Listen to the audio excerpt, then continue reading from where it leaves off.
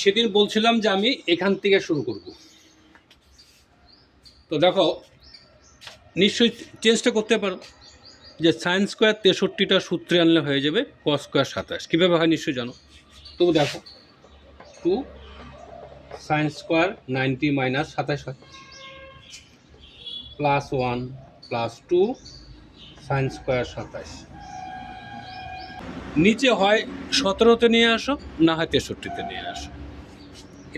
এটা হবে নিচের লাইনটা, তাই না? এটা নিশ্চয়ই এটা হয়ে যাবে সাইন স্কোয়ার 73, এটা কস স্কোয়ার 27। এটুকু লেখো কস স্কোয়ার 27। তাহলে 2 কস স্কোয়ার 27 আর 2 সাইন স্কোয়ার 27 যদি একখানে নিয়ে আসো, 2 কমন যাবে,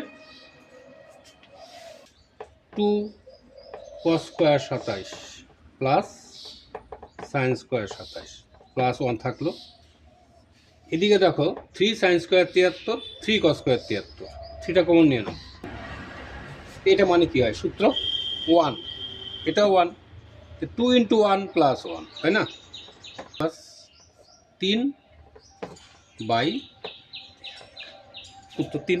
দুইটা নিজেই পারবে।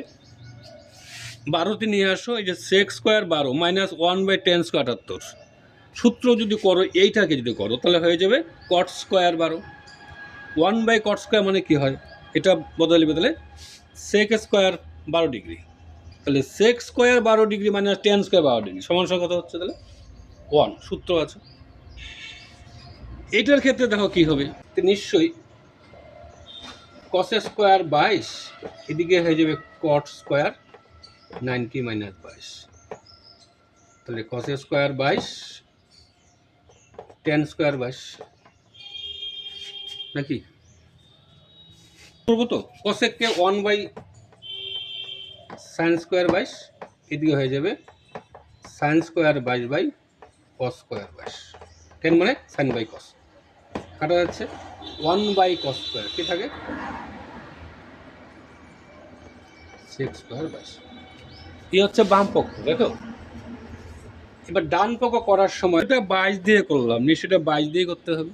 তখন তোমাকে এই দুটাকে 22 করবে। আমি যদি সংক্ষেপে লিখি sign square 22 plus cos square 22 plus এটা হবে 10 স্কোয়ার 22। তাই এটুকু মানে কি হয় 1 প্লাস 10 স্কোয়ার 22, এটা মানে কি হয় সেক স্কোয়ার 22।